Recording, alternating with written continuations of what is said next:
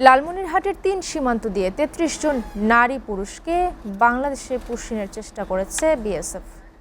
তবে বিজিবির তৎপরতায় তারা বাংলাদেশে প্রবেশ করতে পারেনি। এ বিষয়ে আরও খবর জানাতে সরাসরি যুক্ত হচ্ছেন আমাদের সহকর্মী খায়রুল ইসলাম।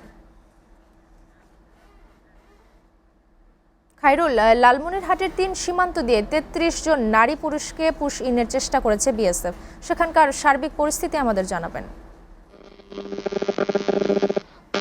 ঈশিতা, আপনি যেমনটি বলছিলেন যে লালমনিরহাটের যে সীমান্ত রয়েছে, লালমনিরহাটের ৩টি সীমান্ত দিয়ে মোট ৩৩ জন কিন্তু অবৈধভাবে অনুপ্রবেশ করানোর চেষ্টা করেছে বিএসএফ। এবং আমরা বিজিবির বরাত দিয়ে জানতে পেরেছি যে গতকালকে লালমনিরহাটের যে সীমান্ত রয়েছে সেই সীমান্তে ৩টি পৃথক পয়েন্টে একযোগে ৩৩ জন ব্যক্তিকে বাংলাদেশে ফেলে দেওয়ার চেষ্টা করেছে ভারতীয় সীমান্ত রক্ষী বাহিনী বিএসএফ।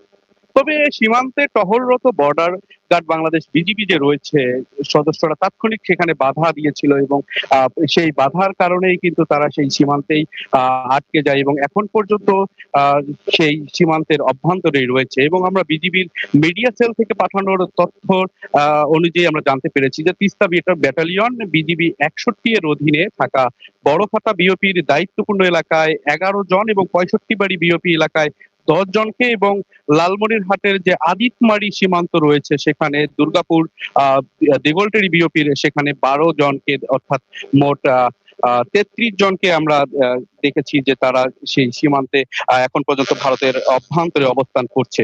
তো আমরা সর্বোপরি কথা বলেছি বিজিবির সঙ্গে এবং স্থানীয় মানুষের সঙ্গে, তারা যেটা জানিয়েছে এবং বিজিবির একটি ভিডিওর বরাত দিয়ে আমরা যেটা জানতে পেরেছি যে যে লোকগুলোকে লালমনিরহাটের এই সীমান্ত দিয়ে অনুপ্রবেশ করানো হচ্ছে তারা যেটা জানিয়েছে যে তাদের ভারতীয় আধার কার্ড রয়েছে, তারা ভারতে দীর্ঘদিন ধরে অবস্থান করে অর্থাৎ পৈতৃক সূত্রেও অনেকেই ভারতে দীর্ঘদিন ধরে আছে এমনটাই আমরা জানতে পেরেছি। তবুও তাদেরকে কিন্তু এখনো ঠেলে দেওয়ার যে ঘটনাটা এটা কিন্তু সীমান্তে একটা উদ্বেগজনক পরিস্থিতি তৈরি করছে। তো সর্বোপরি বিজিবি আমাদেরকে জানিয়েছে যে আর আজকে বিএসএফ এর সঙ্গে তারা একটা বৈঠক করবে, পতাকা বৈঠক করবে এবং পতাকা বৈঠক শেষেই আমরা জানতে পারবো যে আসলে কি তথ্য হচ্ছে এবং বিএসএফ এবং বিজিবির শেষ মুহূর্তে কি হচ্ছে।